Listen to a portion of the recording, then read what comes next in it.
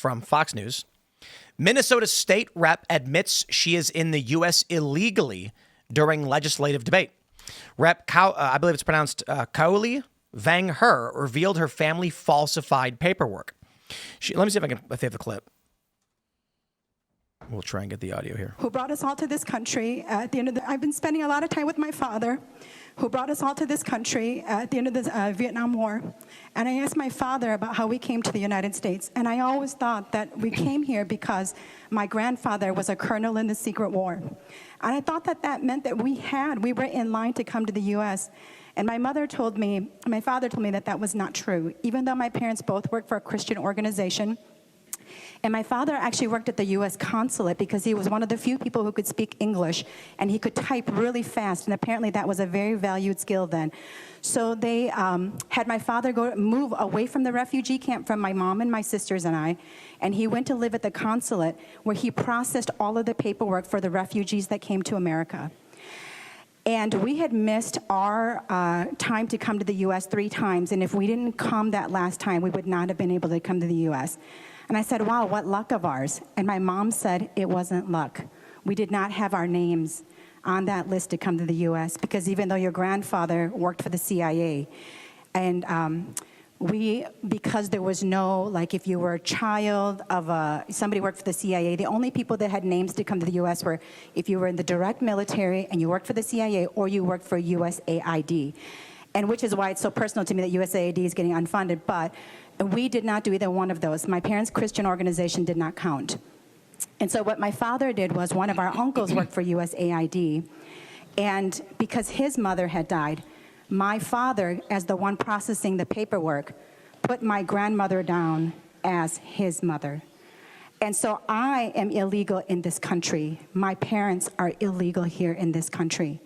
And when we were fleeing that situation, never one time did my family say, let's look at which state has the greatest welfare and which state has the greatest benefits, because that's the state we're going to go to. Nobody leaves their country unless they have to leave that country. And that I asked my parents, were you scared coming to America? And I record all this because I can't believe that I'm going to be turning 52. I never asked my parents these stories before. And my mom said, we weren't scared. Because America, we knew, was the land of opportunity, and that if we worked hard, we could become something. As long as they fraudulently gained citizenship, which is apparently what she's claiming they did. She also said she recorded that conversation. There have been protests all weekend long. So this is a state rep, a Democrat in Minnesota, stating, now I don't know if that's true or not, because she could be lying for political brownie points because they're creepo cultists, but I would say the DOJ should launch an investigation, subpoena those recordings, and if you have an admission, either way, they should get those recordings, then review, if possible, the documents from when they filed and falsified their refugee status, and then ultimately gained citizenship through this.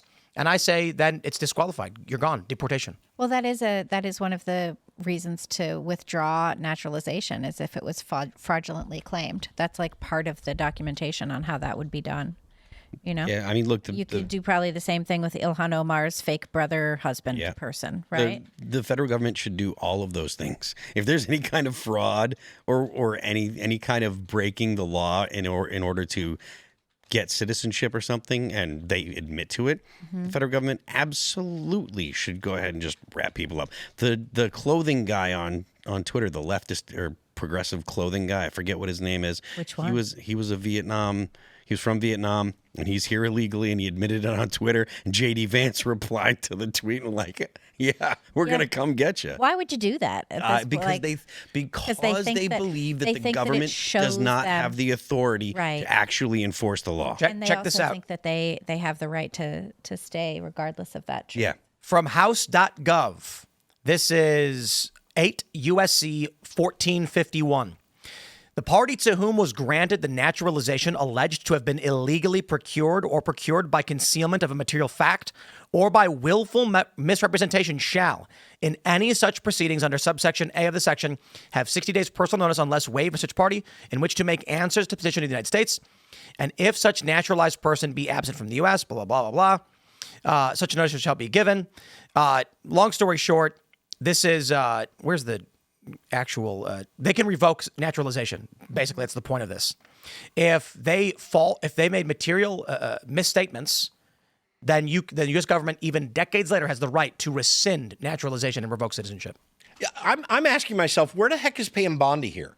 She's got this huge Justice Department that has a full division that can deal precisely with this issue, and they're not even out in front of a lot of this stuff.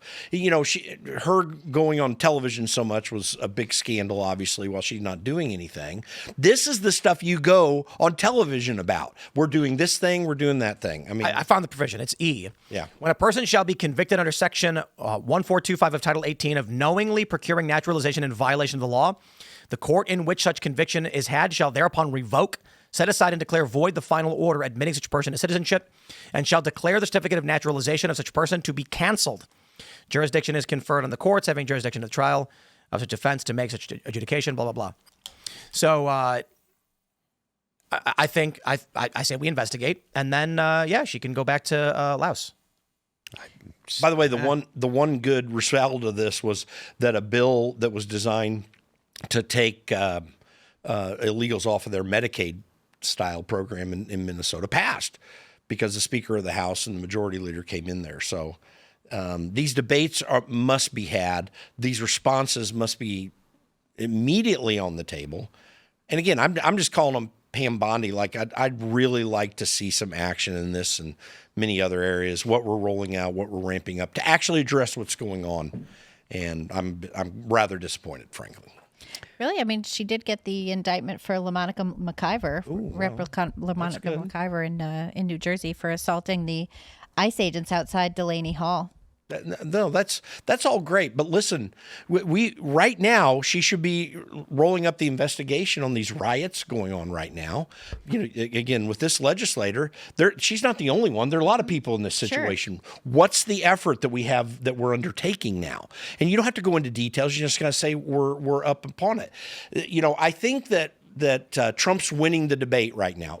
I don't think you're going to see any polls go down on the promotion of the immigration and getting people out of the country. He's going to stay firm on all that. If you want to solidify these gains, you need to show that you're taking other actions that are really important. Tom Homan's got it covered. Like what a rock star, you know. Right. But we need these other people in the various agencies to get on it and not have these weak interviews like Kash Patel had, you know, on Joe Rogan. We need some real stuff. I thought that was a pretty good interview. It was a good interview, but you know, I'm really concerned about what they're saying about the Epstein files, and Tim's been pointing this out, I think, pretty effectively. And I mean, I know that a lot of people are worried about the Epstein files. I just want to see the current policies get enforced. I just want to see action on this stuff so that we're not dealing with the exact same problems next year and the year after and the year after that. I still think that significant criticism about the administration or the DOJ is a little early. I don't think that enough time has gone, in my opinion, for me to say, okay, they're not working on these things, they're not trying. You know, Kash Patel and Dan Bongino, for whatever you believe they're actually doing, they are pretty interactive on Twitter. They do post a lot more than other people in the FBI the problem we're facing right now has nothing to do with Kash Patel and Dan Bongino. It is that there are individuals in this country allegiant to foreign nations that have been naturalized illicitly, illegally, or through, I would describe as surreptitious means. We have a sitting Democrat admitting that her family fraudulently obtained citizenship. Now, this law actually says if your parents illicitly obtain citizenship and it is revoked, yours is revoked as well. We've got people in L.A. This is where it ends up. People in Los Angeles flying Mexican flags, praising the Mexican president as the Mexican president praises the illegal immigrants in this country, calls on Donald Trump to stop enforcing the law against foreign nationals in our country, effectively sanctioning the people entering illegally, while people who were then born here, two parents allegiant to Mexico, are using their protected status against us. I don't believe there's a solution to this. I think what's going to happen is the political power structure is being shifted by Democrats. There are extra congressional seats for illegal immigrants. And that means there's squishy Republicans that have to pander to these districts in order to get a seat in Congress. Republicans are going to be too scared to try and rock the boat, so they'll just say, I'm not going to go that far. That's crazy. But let's be honest. When you have Democratic politicians admitting that their family illegally obtained citizenship, and these people's policies flow in the direction of aiding people not from this country against the will of the American people, you have active, what I would call standalone complex sedition. That is, there's seditious conspiracy and the concept of a standalone complex, where if enough people adhere to an idea and act in a certain way, it appears like a widespread movement. It's an emergent phenomenon that will happen in any country that brings in millions of non-citizens and then confers upon them the right to vote and run our government. It's real simple. If you invite a stranger into your house, don't be surprised when he votes to eat all your food and take all your stuff. And then take your house and kick you out. Indeed. Why not? Is the next thing that happens. Republicans aren't going to do what needs to be done in this regard. I can't imagine anyone will have the political will to say, if you are in Los Angeles flying, that woman should be charged with sedition. Enough. The federal government is saying, we have codified laws on the books through Congress going back decades and even hundreds of years. And you are here with weapons attacking our law enforcement in the name of a foreign nation. Seditious conspiracy. All of it. Sedition, 10 years in prison. Lock them up. Yeah. It's been a long time in this country since we've been really serious about really enforcing the laws that are on the books. Like we've been so lax. And on these I agree with you, Tim, and on these high profile things, the action taken, American people appreciate. One of the biggest problems, like, again, we're all about pass the bill, but one of the biggest problems about being so slow on the reconciliation bill to get real cuts in is because these guys are scared of their own shadows. Can't be scared of our shadows on this sedition thing. And you have to move aggressively. The moment that you do it and get good results, everyone comes on board. Yes. It's always scary at first. And that is the reason the actions aren't taken. Yep. But once you take the action and you get some results with it, everyone takes a collective breath and they're with you and you keep doing it. But the motivation is not just the public response. It's the enforcing of the law. Yeah. Maybe because Trump's in his last term and he is being a bit more aggressive, maybe we will see some action. There are questions. Ilhan Omar has been challenged over and over and over again about engaging in immigration fraud with her brother. Mm-hmm. And this is the Star Tribune that reported it. Quote from the Star Tribune, Ilhan Omar may have married her brother. If there are numerous witnesses claiming it to be true, and there are questions about whether or not her citizenship would be void if she illicitly or fraudulently was engaging in these activities. But we haven't seen anything from the DOJ. Mm-hmm. It could be that we have 4 years of Joe Biden. It could be that this is a different kind of story. This woman in Minnesota, she's going to have to either rescind that statement and say, I was lying for political points. I'm sorry. Right. Okay. I say we investigate it because either we prove she's lying or, according to the law, her citizenship is to be avoided. And then she can't serve and she's got to get deported. Well, I'll tell you what, in Washington, D.C., one of the great things about Donald Trump is getting out of this idea of, well, we just, we need to be nice like we've always been, and getting away from that and going straight to the point. I had not considered the Ilhan Omar thing, but I'm telling you that to do that, to make it very clear, the thing that everyone already knows about her and to act upon it, whatever the result is, looks good. And you can't sit back and say, because she's very seditious in the House. Let's just be honest. The squad is seditious in the House. Yeah. These people are not even thinking about a basic American idea. It's bad enough to get these guys to understand what the Constitution means, much less to do that. So do it. Why isn't Bowman in jail? Yeah, I agree. Like that, it was so.